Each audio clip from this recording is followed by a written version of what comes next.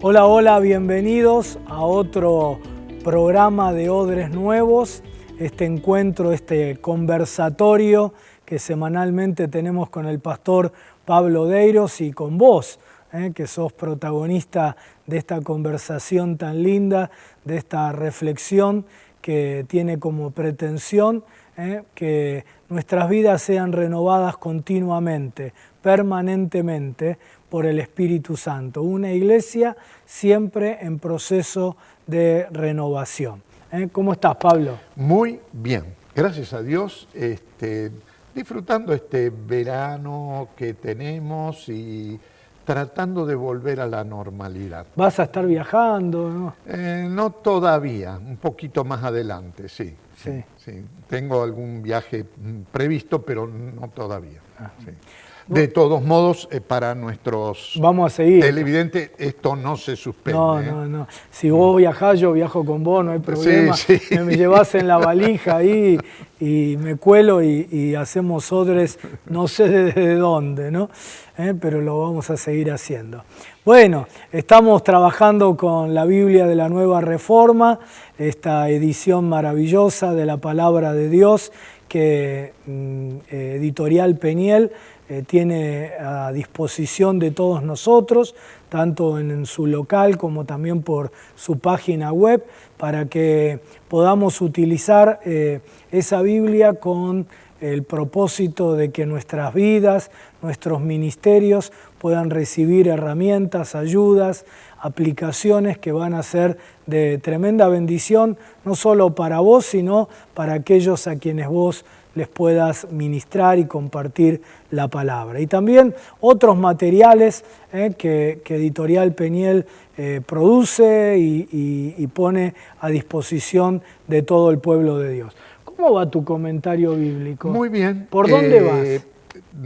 Yo estoy redactando en este momento Primera y Segunda Timoteo y Tito, las cartas pastorales. Re avanzado. Sí. La editorial viene un poquito más atrás en su programa de publicación, pero sí, voy bastante adelante y es un trabajo que toma...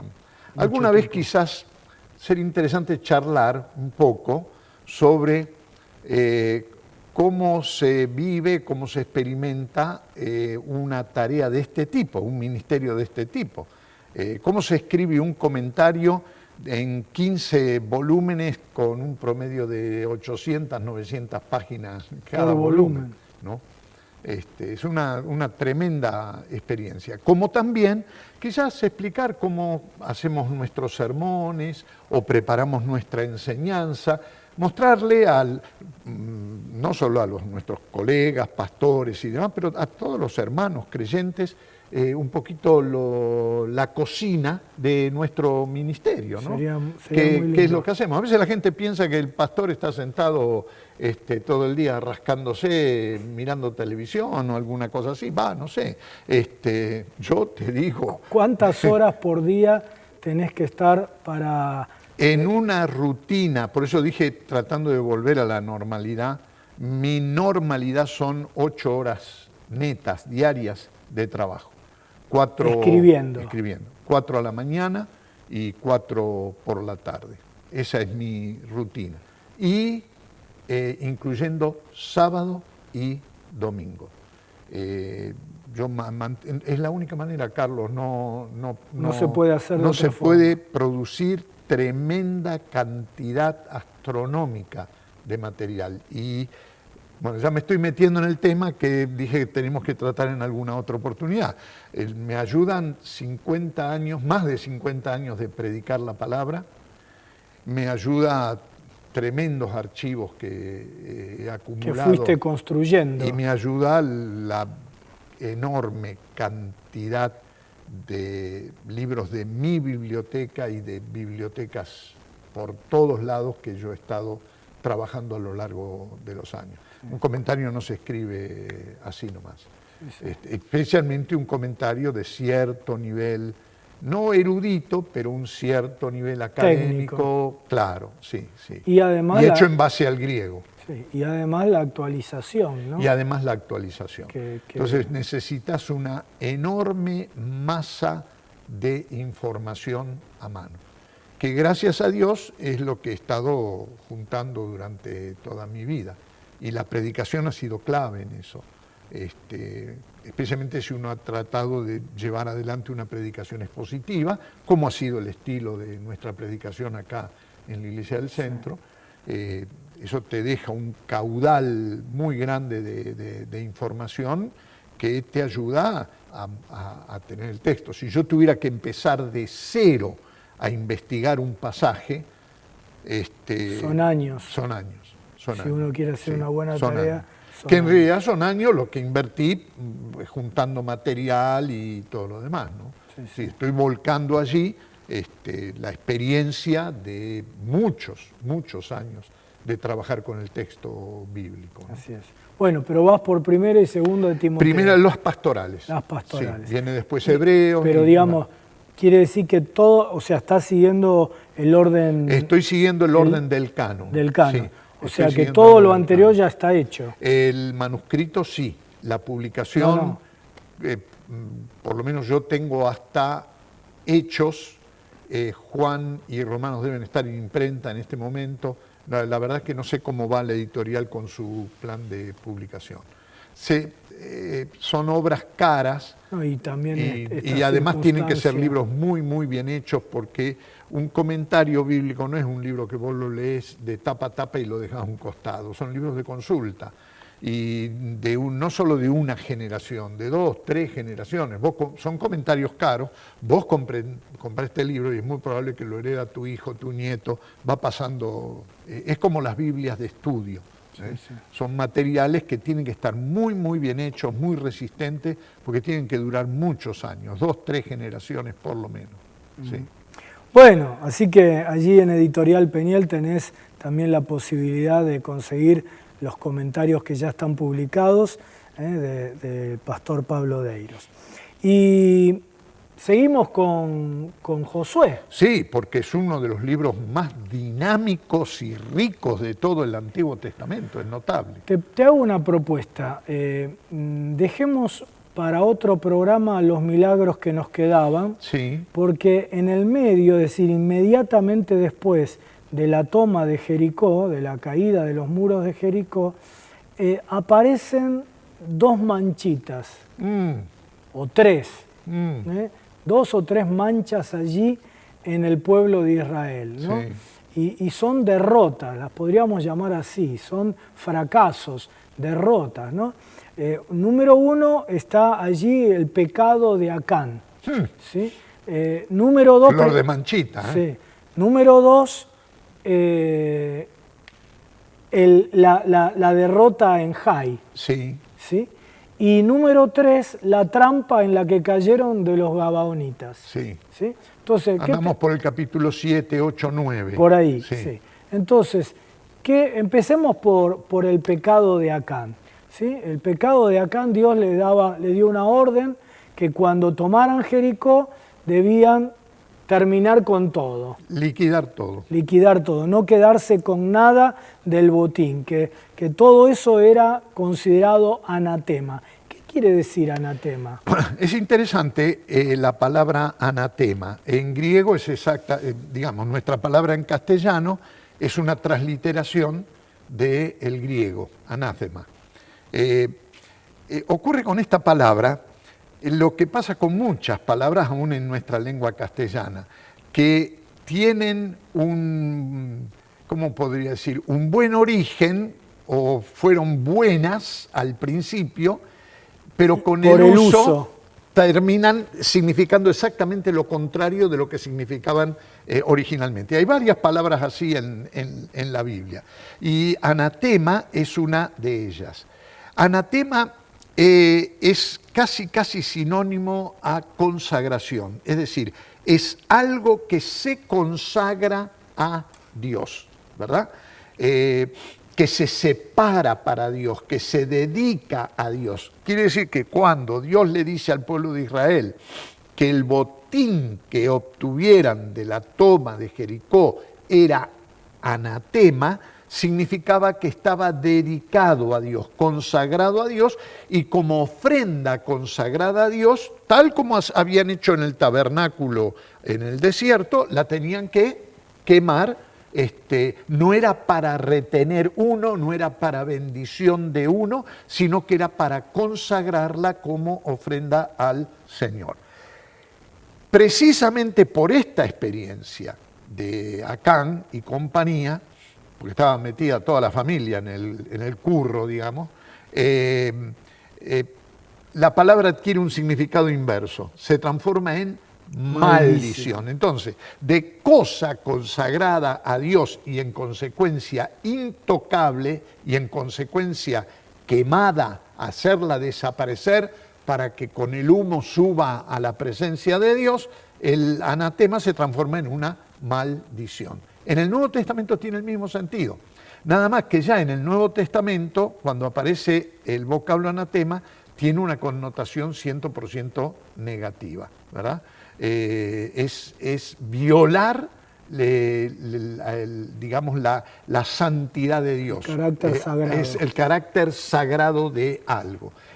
Por la conducta, por la palabra, por la acción, en fin, es hacer algo que va en contra de la voluntad de Dios. Pero el origen de la palabra no era malo, era ofrenda dedicada a Dios, consagrada al servicio de Dios, que era el sentido de la palabra que Dios le da al pueblo en relación con la conquista de Jericó y qué hacer con el botín. La verdad, hay que pensar que si es que hubo un terremoto, si hubo un incendio grande en la ciudad, más el destrozo propio de los muros que se cayeron y la entrada de los israelitas, que deben haber hecho un desparramo grande, digamos, el patrimonio que había allí en la ciudad era de mucha consideración. Ya hemos hablado de que estos cananeos estaban en una época de los metales, manotear piezas de metal, ¿verdad?, que el fuego no las iba a consumir, y oro, plata, y especialmente lo que el fuego podía consumir, pero que tenía tanto valor en aquel entonces como el oro, que eran las pilchas, la ropa. La ropa valía muchísimo. No es que vos ibas a Falabella o a, qué sé yo, a Walmart a comprarte una camiseta y una camisa, un pantalón. Estos eran prendas de mucho, mucho valor. Fíjate que en toda la Biblia se le presta mucha atención a la cuestión de la vestimenta. Aún Jesús habló de la vestimenta como algo muy valioso. No se preocupen por qué van a vestir. Eso es más importante que el oro, sí, sí. Porque la vestimenta es necesaria, más allá del elemento estético, es necesaria para cumplir una función de protección, de abrigo, etc.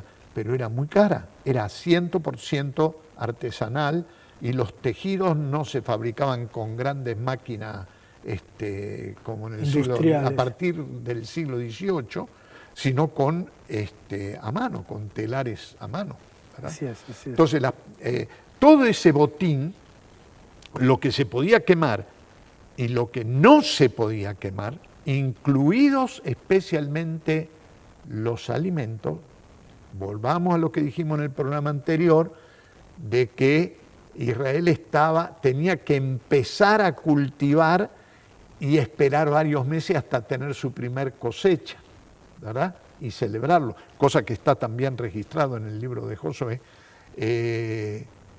Necesitaban el trigo que tenían almacenado, se han encontrado los graneros de Jericó. ¿Te acordás que hablábamos de Catherine Kenyon y compañía? Tremendos graneros. Ese trigo valía más que el oro, porque era la comida, el maná no estaba, era lo que tenían que comer en el momento. Todo eso, Dios dice, me lo entregan a mí en ofrenda.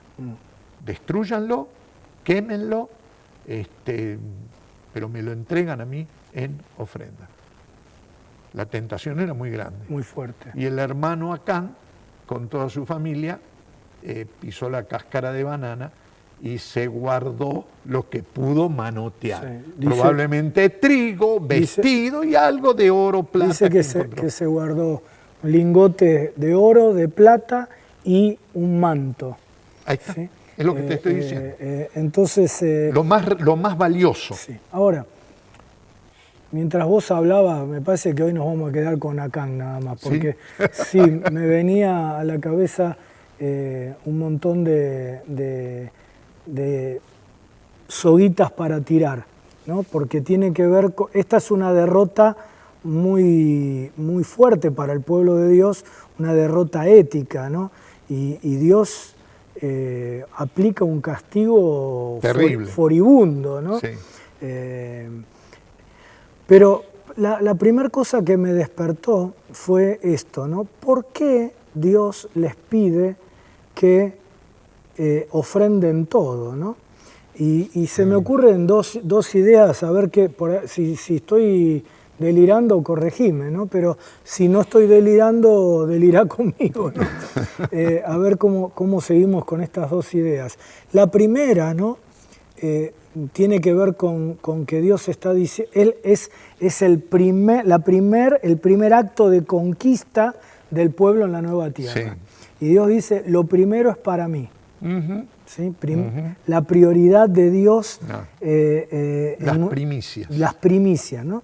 Pero la segunda, creo yo, es que si Dios les hubiera permitido que ellos se quedaran con todo eso, creo que se hubieran instalado en Jericó y no hubieran avanzado en la conquista del resto de la tierra. Es interesante esto último, Carlos.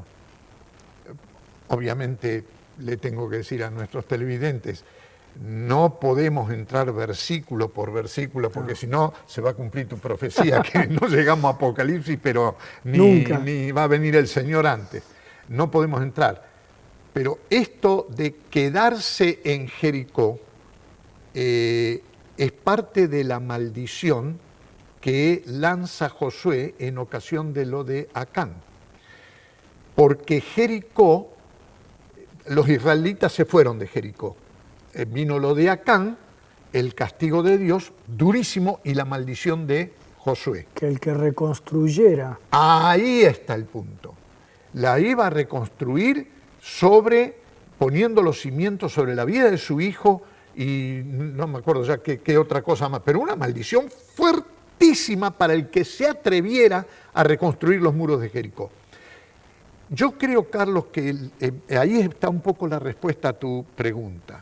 Dios pone una sanción tan fuerte para que ni se les ocurra quedarse ahí en Jericó e inmediatamente reconstruir los muros o reconstruir la ciudad, porque no hubieran conquistado el resto de la tierra, se hubieran acomodado allí. Volvemos a recordar lo que ya dijimos varias veces, de que este pueblo está pegando un salto cultural, se está saltando 2 o 3 estadios culturales, pero en tiempo récord. Esto es como decir, salgo de la villa y me voy a vivir a Puerto Madero. Es tremendo la posibilidad. Y es muy duro que Dios te diga, a Puerto Madero prendele fuego y andate a vivir a otro lado, porque vos tenés que seguir de campaña exponiéndote en una guerra de conquista. La tentación era muy grande. De ahí la sanción también muy grande. Y la maldición de Josué, de alguna manera, va en esa misma dirección. Ni se les ocurra querer quedarse acá. Si Dios dijo hay que destruir la ciudad, hay que destruirla. Si Dios dijo no toquen nada, quemen todo, hay que hacer lo que Dios dijo. Porque si no, se quema el futuro del pueblo. Y es una advertencia, Pablo, creo yo, para todos nosotros, ¿no? Es decir, de no abortar los procesos que Dios quiere que vivamos, ¿no? Dios nos quiere llevar siempre a lo mejor, no a lo bueno. Y nuestra tendencia siempre es instalarnos en la bendición ya experimentada, en la bendición ya recibida, ¿no? Me viene ahora a la memoria que esto mismo le pasó al padre de Abraham, ¿no? Varios siglos antes, ¿no? Taré. Sí. Dice que el llamado de Dios no fue primero a Abraham, fue a Taré. Tal cual. Y Taré tuvo que salir de Ur de los Caldeos y obedeció al llamado. Dejó su tierra, su parentela. Se plantó y llegó hasta Harán. Hasta Harán, ¿sí? Y allí en Harán dice que Dios lo prosperó y construyó una ciudad con el nombre de su hijo muerto, el hermano de Abraham, Sí. Harán, ¿sí?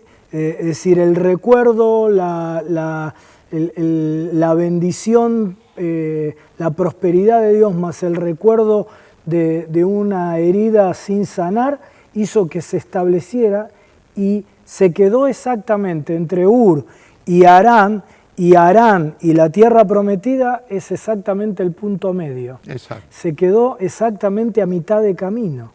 Sí. Y esta es una fuerte advertencia de que cuando Dios nos llama a algo, nos moviliza en función de una visión personal, familiar, colectiva, eclesial, comunitaria, ¿sí? El gran riesgo nuestro es atrapar la bendición, porque evidentemente la victoria sobre Jericó fue una bendición gigantesca, toda esa riqueza de la que vos hablabas antes, oro, plata, ropa, alimentos, una bendición enorme. Quedarse instalados allí cuando Dios dijo, esto es solamente instrumental para lo que yo quiero. Exacto. ¿Sí? Es decir, para el cumplimiento de la visión. Y es una fuerte advertencia para tu vida, querido hermano, querida hermana, de que no te estanques, no te congeles en la bendición recibida, ¿sí? Eso es instrumental para lo que sigue, ¿no? Para el cumplimiento de todo el plan de Dios y para que vos seas un instrumento para bendición de otros. Es interesante que Jericó no es la tierra prometida, no es la tierra que fluye leche y miel, es la puerta a la tierra prometida, es la puerta a la tierra que fluye leche y miel. No es Jericó la ciudad que vieron los 12 espías. La ciudad que vieron los 12 espías era Hebrón, que está a unos cuantos kilómetros más al sur y más al oeste de Jericó, y que desde Hebrón, está justo en el medio, de Hebrón haces así y te conquistás toda la tierra prometida. Entraron por la puerta del costado, ¿verdad? Porque parece que por ahí era más fácil. Sí. Entraron por la puerta, porque Hebrón era la ciudad fuerte de Cruzaron el Jordán. Exacto, cruzaron el Jordán, pero esa es la puerta de la tierra prometida, y es un poco lo que vos estás diciendo. Pasar por la puerta de la bendición de Dios no quiere decir disfrutar de toda la bendición de Dios, quiere decir entrar a la bendición de Dios, pero hay mucho más por delante. Este es el problema de muchos creyentes y muchos siervos de Dios, siervas de Dios, que se quedan con el comienzo de la bendición, se quedan con la cáscara de naranja y no llegan a probar la naranja, que es todavía mucho más deliciosa, más rica. Se quedan con el primer paso, pero nunca llegan a experimentar la leche y la miel de la tierra prometida. Y a veces esto se agrava cuando esa primera experiencia que tenemos en territorio sagrado, en territorio de Dios para nuestra vida, es una experiencia como la de Jericó, la caída de los muros de Jericó, es una experiencia memorable. Ya hablamos en un programa anterior del monumento, de recordarlo por el resto de la vida y todo lo demás. Pero es la primera experiencia. Y muchos se quedan con esa primera experiencia y no avanzan hacia otras. No está mal que el apóstol Pablo en sus 3 relatos, testimonios de su conversión, recuerde lo que le pasó en el camino a Damasco. Pero si Pablo se quedara simplemente con la memoria de lo que le pasó en el camino a Damasco, nunca hubiera vivido todo lo que vivió después. Se hubiera quedado levantando un monumento en el camino a Damasco diciendo acá me encontré con el Señor y nunca más pasó otra cosa en su vida. Pero Pablo creció a partir de ahí muchísimo más. Tenía toda una carrera por delante, tenía una fe que guardar, tenía una carrera que completar y una batalla que ganar.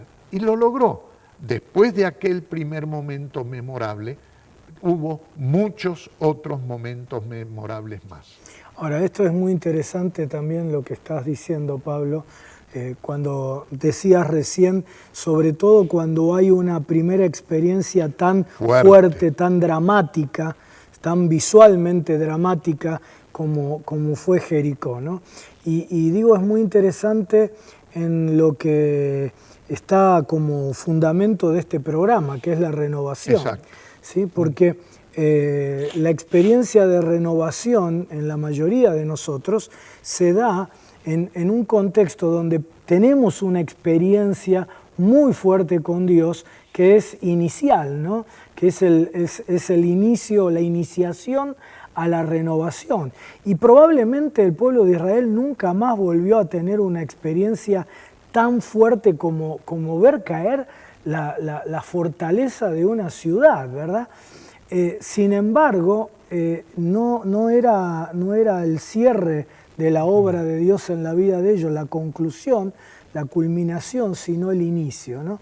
Y en nuestras experiencias espirituales, tal vez en un momento vos estabas en un tiempo de oración y el Espíritu te visitó y empezaste a hablar en lenguas y nunca antes te había ocurrido y eso te sacudió, te conmovió, o tal vez no fue en lenguas, fue otro tipo de experiencia, otro tipo de señal, o te caíste o tuviste una experiencia de esas que son que quedan grabadas permanentemente en nuestra memoria. Pero eso es solo la puerta.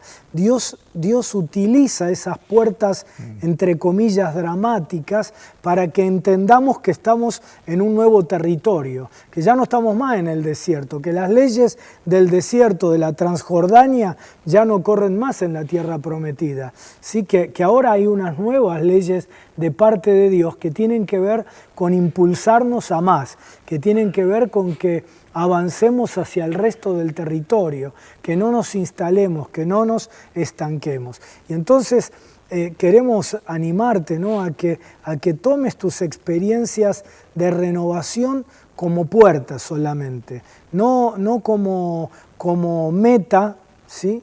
No como la bandera de llegada, sino como el punto de partida para más y más del Señor en tu vida y más del propósito de cada experiencia con el Señor, que es el cumplimiento de nuestro propósito, nuestra misión aquí en la tierra, ¿no? Y ese fue en parte el problema del pecado de Acán.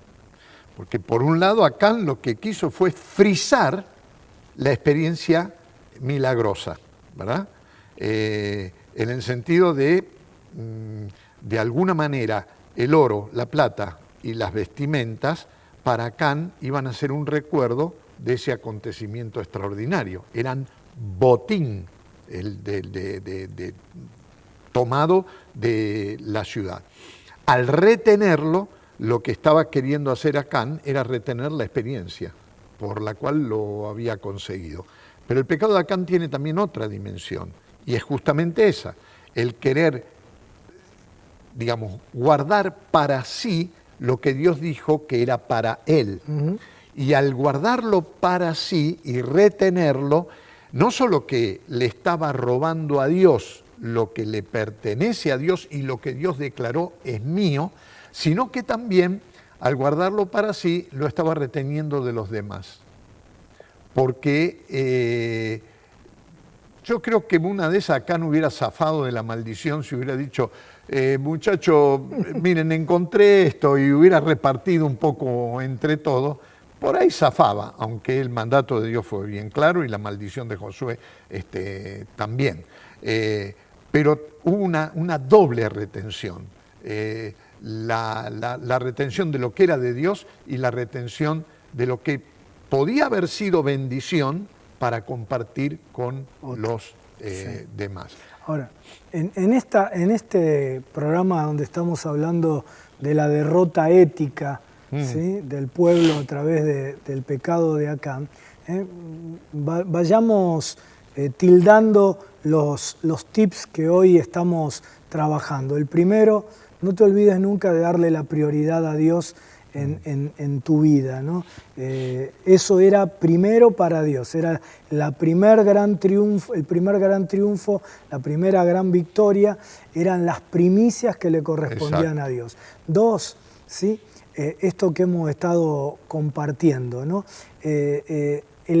La derrota empieza cuando yo me estanco, cuando yo quiero congelar la experiencia con el Espíritu. Si la victoria tiene que ver no tanto con mis fuerzas, sino con el obrar del Espíritu en mi vida, cuando yo detengo el fluir del Espíritu en mi vida y quiero congelar la experiencia, ¿sí? Ahí comienza mi derrota. Esto, mirá, a medida que voy hablando se me sí, te vas acordando en la historia de los avivamientos, Pablo, esto pasó siempre, ¿no?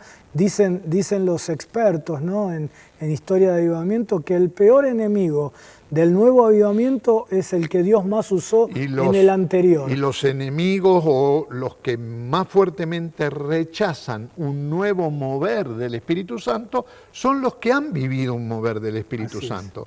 A veces uno piensa de que personas que critican o rechazan o, digamos, se resisten a algunas experiencias carismáticas, señales del Espíritu Santo, son incrédulos. No, son personas que han vivido profundas experiencias con el Señor y sin embargo no soportan que el Espíritu se mueva con códigos diferentes, de maneras nuevas, maneras diferentes, y se cierran en su propia experiencia. Congelaron personal. La experiencia. Congelaron. Sí. ¿Vos te acordás cuando empezamos aquí el ministerio en la iglesia y empezamos a vivir los procesos de renovación del Espíritu? Nos preguntaban, ¿no? A Pablo y a mí nos preguntaban en todo, porque nos llamaban en todos lugares, pero no para que fuéramos de bendición, sino para fusilarnos, ¿no? Entonces nos preguntaban, ¿ustedes son renovados? ¿No? Como si fuera una mala palabra, sí. ¿No? Y nosotros decíamos, ojalá, ¿no? Pero en realidad estamos en proceso continuo de renovación, ¿no? Y ese es nuestro deseo hasta el día de hoy, que el Señor nos renueve de día en día. Y decíamos, los renovados de hoy son los conservadores de mañana, ¿no? Sí. Entonces uno tiene que estar siempre plástico, moldeable, maleable, a que el Espíritu Santo utilice esas puertas, esas experiencias fuertes que no ocurren todos los días, que ocurren cada tanto, pero que son puertas para más, son despertadores del Espíritu a nuestras vidas que nos sacuden y nos dicen, mira que hay más camino por delante, más tierra por delante, no te instales en Jericó porque maldito el que reconstruya los cimientos, ¿sí? De la experiencia vieja, maldito el que se queda congelado en el ayer, pierde la vitalidad del río de Dios, ¿no? Una cosita más, Carlos, sí, que hay que quizás agregar acá. Y es una palabra especialmente de advertencia para pastores y líderes. Porque Acán no era Pirulo, un israelita más en el montón. Oficial. Era un líder del pueblo. Él sabía muy bien el mandamiento de Dios. No sé si era parte del comando en jefe con Josué y Caleb. Pero estaba ahí. La palabra de Dios circuló, la tenían bien en claro. La tenía clara el pueblo, porque fue una orden al pueblo. Acán era un líder. Y yo creo que la maldición y lo que ocurrió con el clan de Acán, uno dice, qué terrible. Bueno, porque el que es líder tiene más responsabilidad que ningún otro. Cualquier creyente mete la pata y, bueno, hay que restaurarlo, corregirlo, etc. Pero cuando el que cae es el líder, arrastra a todos los demás. Y el pecado de Acán terminó por arrastrar a todo el pueblo, precisamente porque era un líder. Ahora, mira, mientras... quiero decirle a nuestros amigos, hermanos, que esto de verdad es un conversatorio, ¿no? Cuando estamos por empezar el programa no tenemos un guión escrito y dijimos, bueno, vamos a tratar el tema de Acán, pero no sabíamos muy bien para dónde íbamos, ¿no? Porque es una conversación de amigos, una reflexión de gente que quiere la renovación, como vos y nosotros. Pero cuando empezamos a hablar de Acán, vos empezaste los primeros comentarios del programa, me vino a la memoria, sí, ¿no? del texto bíblico, que cuando finalmente Acán es confrontado por Josué y los ancianos de Israel, él usa 3 verbos para describir su propia situación y su propio pecado, su propia derrota ética. Dice, vi el oro, la plata, codicié y el tercer verbo, tomé. Y yo creo que allí hay una progresión que nosotros tenemos que tener muy en cuenta, ¿sí? Nuestra primer frontera ética la tenemos que poner en nuestros ojos, porque una vez que vos viste, es muy difícil no codiciar. Fíjate el árbol del bien y del mal, la mujer vio que era delicioso, hermoso, lindo para comer, la vista. Entonces, nosotros tenemos que poner nuestros límites, no es de reprimidos, no es de tontos, de gente que tiene una moral victoriana, ni nada por el estilo. Es saber de nuestra vulnerabilidad, de nuestra debilidad, y que cada vez que pecamos, Dios sigue siendo santo, pero nosotros frenamos los procesos, los avances, las promesas, demoramos los tiempos de Dios, perdemos caminos en el andar, ¿no? Entonces, ahí es donde yo tengo que empezar a poner mi frontera de cuidado, de ¿qué estoy viendo? ¿Sí? Porque una vez que vi, es muy difícil no codiciar. Y una vez que codicié, es casi seguro que voy a tomar. ¿Sí? Entonces ahí hay una progresión que aparece en el libro de Josué, en la historia de Acán, que creo que es una guía preciosa para vos y para mí, para que estemos con el ojo alerta a no caer en el anatema, no convertir la bendición en maldición, como nos decía Pablo del significado de la palabra, de no transformar lo que Dios ha pensado para nuestras vidas, que es un camino, cuando después venga la derrota de Ai, que quizás veamos en otro programa, Dios le dice, la idea mía era que ustedes entraran a la tierra y siempre tuvieran victoria. Exacto. Dios no lo llama la derrota. No lo llamó jamás. la derrota. Entonces, que esa idea, ese plan, ese propósito de Dios de bendición, nosotros por un fracaso ético o una serie de fracasos éticos, no lo convirtamos en maldición. No convirtamos la anatema de consagrados a Dios en la anatema de malditos por la desobediencia a Dios. Es interesante lo que dijiste de estos 3 pasos, someterlos a un análisis psicológico, porque la descripción que vos hiciste es un interesante análisis psicológico de lo que es la tentación que termina en pecado, ¿verdad? Ver algo es imposible de evitarlo. Es decir, ver significa captar la realidad.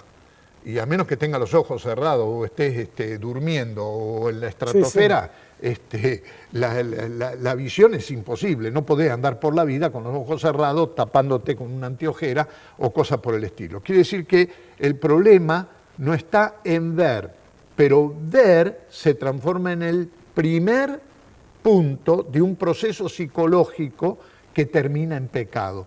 Entonces, una cosa es ver y otra es cómo se ve, ¿verdad? Cuando el ver se estaciona, es decir, cuando me quedo observando algo que me llama la atención, estoy aflojando emocionalmente las cosas para pasar a una segunda instancia que es la de codiciar. Porque, ¿qué es codiciar? Codiciar es trasladar a la vista a la imaginación e imaginar cómo me queda. Por ejemplo, veo a Kant, veo esa ropa espectacular, tejida con hilo de oro, esto y lo otro. Verla es imposible no verla. El tema es cuando la veo y me la imagino puesta. ¿Cómo me va a quedar? ¿Cómo me va a lucir? Y de ahí, el tercer paso, ahí sí, chau, caíste en el pecado. Y es cuando te la pones, cuando la tomás y te la pones, y entonces sí, ya estás desobedeciendo la voluntad de Dios. Hace muchos años atrás, en mi adolescencia, yo pasé unos meses en la ciudad de Rosario viviendo en casa de un querido, muy, muy querido hermano en la fe, uno de los diáconos de la iglesia, de hecho él vivía al lado de la iglesia de Distrito Sur en Rosario, don Pepe Simari. En el programa que hicimos con los chicos, sí. La esposa de Pepe Simari te mandó saludos. El hijo. Ah, Pepe, hijo. el hijo. Yo hablo de Pepe padre. Padre, bueno, te mandaron saludos. Sí, gracias. Saludamos ahí yo lo saludé a la también familia a Pepe Simari por WhatsApp. ¿Qué me dijo don Pepe? Mirá, Pablito, una cosa es mirar y admirar una linda flor, una linda rosa en un jardín. Otra cosa muy distinta es cortarla y llevártela a tu casa. Y es una clara ilustración perfecta, al estilo, ¿no?, de don Pepe Simari sobre esto que pasó con Acán y que vos bien describiste, ¿no es cierto? Sí, sí. Y todos podemos ver y admirar incluso, sí, pero la cosa está en no decir cómo me la imagino para mí, conmigo, en mi propiedad y luego tomarla. Sí. Y esto aplica a muchos órdenes, ¿no? Aplica al poder, aplica a las cuestiones materiales, aplica a lo sexual, aplica a muchos ámbitos de la vida, ¿no? Entonces, ahí tenés una progresión de verbos. Sabés que en realidad no son 3 verbos porque hay un cuarto verbo, sí, que Acán cuenta, y es que después de eso, y acá viene el otro tema, porque todos pueden haber pasado, todos hemos pasado por experiencias de pecado en nuestra vida, seguro, ¿verdad? El que esté libre tire la primera, sí, piedra. Pero dice que Acán vio, codició, tomó y luego lo escondió, lo enterró en la carpa. Exacto. Se apropió. Sí, y lo enterró, es decir, en vez de confesarlo él, tuvo que ser descubierto, tuvo que haber todo un proceso profético del pueblo para descubrir quién era el que había pecado, claro, y todo demás. Entonces, si caíste, si estás en este momento en una situación de pecado, bueno, la gracia de Dios está disponible para tu vida, pero no escondas lo que tomaste, no escondas en lo que caíste, no lo entierres debajo de tu carpa, ¿sí? Tenés la oportunidad de tomar vos la iniciativa, no esperes a ser descubierto, tomá la iniciativa. Si confesamos nuestros pecados, Jesucristo es fiel y justo para perdonar nuestros pecados y limpiarnos de toda maldad. Y además una muestra de estupidez, porque lo guardó, lo enterró en la carpa. La carpa era una carpa de campaña. De ahí se iban a tener que mover inmediatamente a otro lugar. A la corta o a la larga se iban a avivar todo el mundo. ¿Qué iba a hacer con el oro, la plata y la ropa que se afanó? Sí. En algún lugar, en algún momento iba a salir a la luz. El pecado es así. Es tonto. Es tonto. No lo podés tapar. Al final se te ve en la cara, se te ve en el cuerpo, se te ve en las emociones, se te ve en las relaciones, se te ve en las cosas que decís, aparece. Entonces, ¿por qué no clarificarlo delante del Señor en primer lugar todo lo oculto, y delante de los demás si hemos ofendido a alguien o dañado a alguien? Todo lo oculto saldrá a la luz. Sale, ¿no?, a la luz. Y cerramos el programa con esto, Pablo, mientras decías, contabas lo de Pepe Simari o antes, hablabas del proceso psicológico que conduce al pecado, ¿no? Y me vino otra idea con relación con Acán, ¿no? Me refresca el espíritu, ¿no? Que es, yo siempre enseño y repito esta definición psicoemocional del pecado, ¿no? El pecado, sabemos, bíblica, teológicamente, es la transgresión a lo que Dios dice, es no dar en el blanco, etcétera, ¿no? La separación de Dios. Pero desde una perspectiva psicoemocional, me gusta definir el pecado como frustración sin resolver, que uno intenta resolverla por una vía contraria a la voluntad de Dios. Muy bueno. ¿Sí? Y entonces me venía a la cabeza, Acán nació en el desierto, Sí. vivió 40 años en el desierto. Sí. El tipo se vio ese manto, creo que dice el texto, chequéenlo por la duda si digo una barbaridad, pero creo que dice que era un manto babilónico. Sí.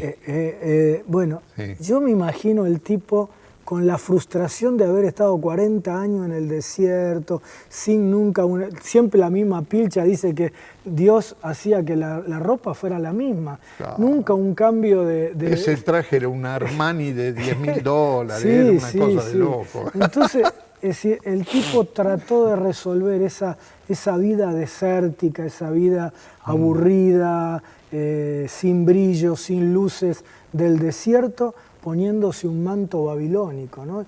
Y un poco lo que vos decías antes, cuando lo tomaba, ¿no? ¿Qué apariencia daría? Soy importante. ¿Puedo ¿no? agregar algo más? Dale, dale. Y también con la excusa, porque nos estamos delirando un poco, Carlos, con el permiso de los oyentes. Esto es especulativo, no lo dice la Biblia, pero puedo fundamentarlo. Traje manto babilónico. ¿Por qué el texto especifica que era un manto babilónico? Porque los mantos babilónicos, esa expresión, hace referencia a la capa que usaban los magos babilónicos. Ese manto era una suerte de, entre comillas, manto sagrado, era un manto mágico. Generalmente tenía bordados de lunas y de estrellas, los signos del zodíaco y todo lo demás. Cuando el mago o el hechicero babilónico se lo vestía, ese manto le daba la capacidad de adivinación, de conocer el futuro y de ejercer poder. Si esto que estoy diciendo no es delirio, yo creo que no, habría que ver en un buen diccionario bíblico la cuestión de manto babilónico, que significa. Acán también estaba con una cierta ambición de poder, además de ese complejo de miserable del desierto, vio en el manto no solo el Armani de lujo, sino que también vio una prenda que le daba un cierto poder espiritual. Es decir, esto incrementa la ambición de Acán, ¿no? Sí, sí. Y el error que cometió. Pero la enseñanza para nosotros es, antes del pecado está la frustración sin resolver. Si hay frustración en tu vida, resolvela, porque si no, más temprano o más tarde la vas a tratar de solucionar, de resolver por una vía equivocada.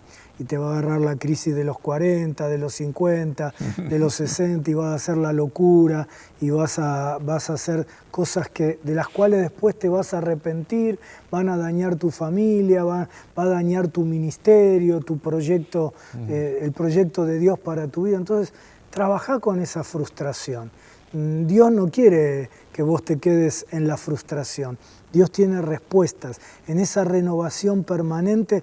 La renovación permanente no es cuestiones místicas, la renovación es una renovación de vida que nos conduce a una mayor plenitud, a un mayor nivel de plenitud, de alegría, para que podamos ser un instrumento de Dios para la plenitud de otros. Entonces, no te quedes instalado en la frustración, no la aceptes. No sos mejor cristiano por ser un resignado y un depresivo. Todo lo contrario.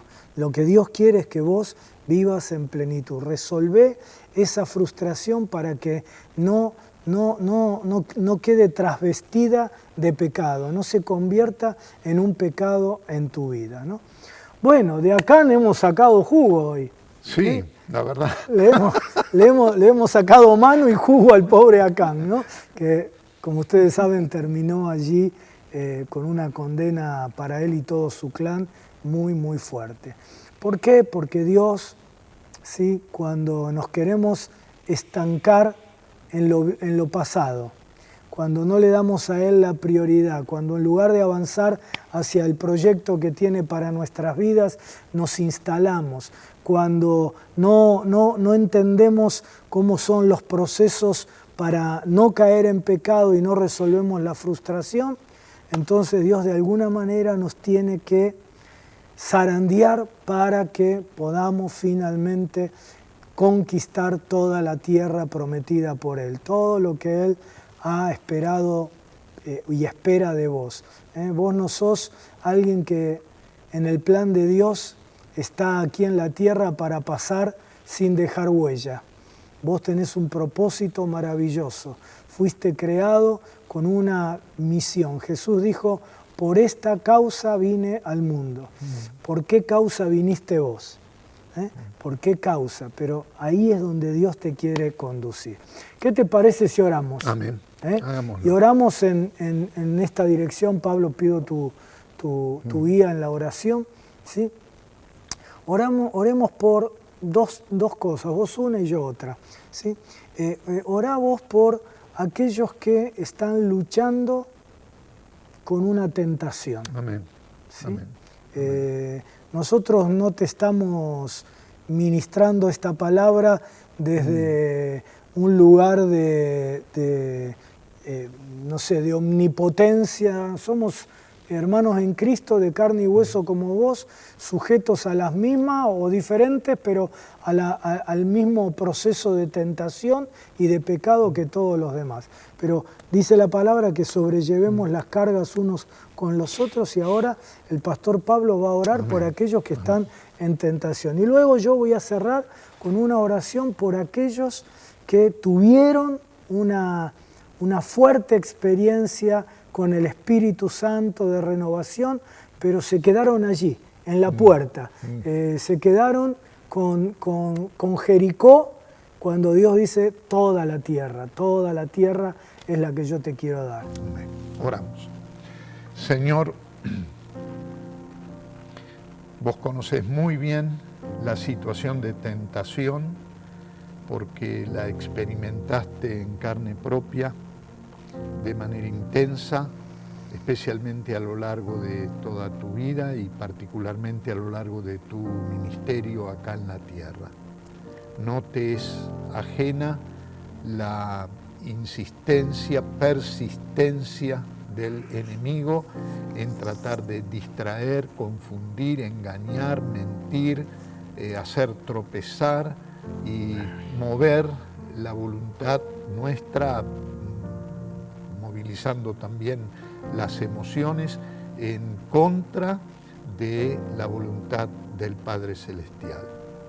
Vos mismo sufriste esto y, como dice tu palabra, de manera dramática, al punto de estar lleno de angustia, de desesperación, de transpirar gotas como de sangre y de manifestar un clamor desde lo más hondo de tu condición humana, pidiendo por la liberación de esa situación. Y ahora, en el nombre de Jesús, yo quiero pedirte, Señor, que con el poder con que vos venciste la tentación y derrotaste a Satanás en sus intentos de frustrar tu propósito redentor, con ese poder tuyo, el poder de tu amor maravilloso, estés también asistiendo, trayendo liberación a todos aquellos que en este momento se están identificando con las palabras que hemos compartido y sienten la necesidad de la asistencia tuya para salir airosos, victoriosos de situaciones de tentación persistente sobre su vida. No estamos ahora en este momento, querido Señor, pensando en aquellos que eventualmente viven tentaciones, esas cosas de todos los días donde tenemos que estar alertas para no ceder, sino en aquellos casos de tentaciones que se han quedado allí de manera persistente a lo largo del tiempo y amenazando con destruir, con derrumbar y frustrar la vida especialmente de siervos y de siervas tuyos. En el nombre de Jesús, Señor, te pedimos que rompas toda atadura, toda opresión de tentación en la vida de aquellos que en este momento están clamando a ti, como vos en Getsemaní, pidiendo que pase esta copa de una buena vez. Y nosotros queremos, Señor, asociarnos en fe a ese clamor, a ese pedido y pedirte, Señor, que traigas paz, liberación y victoria en estos casos. Dale a mi hermano, a mi hermana, el poder, la capacidad, la voluntad firme de desenterrar la basura y de quemarla como corresponde al anatema, hacer con el anatema y transformar lo que es mugre, lo que es basura, lo que es culpa, vergüenza, en sacrificio agradable delante de ti. Queremos pedirte que aquellos que en este momento están codiciando, queriendo poseer lo que tu palabra dice no corresponde, no debe hacerse, no debe pensarse, no debe quererse, no debe ambicionarse, que tu espíritu convenza de pecado a mi hermano, a mi hermana y renuncie a eso que en este momento está cruzando por su cabeza, pasando por sus emociones y tratando de seducir y de derrumbar o afectar su voluntad en la dirección contraria a la tuya. Y quiero pedirte también, Señor, que frente a aquellos que en este momento están mirando, están viendo, están prestando una atención más allá de lo debido, de lo sano, de lo que corresponde, debido a problemas y traumas que no se han resuelto, a narcisismo, a una baja autoestima, a una necesidad vital, a problemas que no están todavía resueltos. En el nombre de Jesús, Señor, trae sanidad. Trae sanidad, trae sanidad. Que puedan ver, mi hermano, mi hermana, la realidad para alabarte, para bendecirte, para decir qué hermoso, qué lindo, qué bueno, qué satisfactorio, pero no pensar en tenerlo para sí a menos que sea con tu aprobación y con tu dirección. Que no cerremos los ojos a la realidad, ni enterremos la cabeza bajo tierra como el avestruz, pero que tengamos como Jesús la capacidad de mirar alrededor, de bendecir la realidad que nos rodea y de ser generosos en nuestro amor hacia ella, sin caer en una actitud egoísta de retenerla, de apropiarnos de ella, de guardarla para nosotros, cuando especialmente vos nos estás diciendo que debemos dedicarla, consagrarla, entregarla a ti, renunciar a ella. Da esta fortaleza, Señor, a mi hermano, a mi hermana en este momento y da victoria, no derrota como Acán, pero victoria, victoria, victoria en el poder maravilloso de tu cruz, de tu resurrección y para la alabanza de tu gloria. Amén. Amén, Señor. Y oramos en el poder del acuerdo por todos los que han tenido una experiencia hermosa de renovación en tu espíritu en el pasado, pero que quedó en eso, en el pasado, que se quedaron de alguna manera instalados en Jericó y no han vivido el proceso de renovación continua. Que hoy, Señor, tú les traigas una manifestación nueva, fresca del Espíritu sobre sus vidas, que los impulse al resto de la tierra prometida, que los impulse al cumplimiento completo de sus propósitos en esta tierra y que los impulse a una experiencia creciente de intimidad y de comunión con tu Espíritu, día tras día, día tras día, día tras día. Lo hermoso del pasado lo declaramos anatema, consagrado a ti, reservado en nuestras memorias, santificado y apartado de cualquier otra experiencia de vida por lo maravilloso que ha sido. Pero no queremos que sea el lugar de nuestro estancamiento. No es el punto de nuestra llegada, sino el punto de nuestra partida. Amén. Queremos más y más y más. Vos, Espíritu Santo, sos el siempre por ser conocido, el siempre por ser conocido.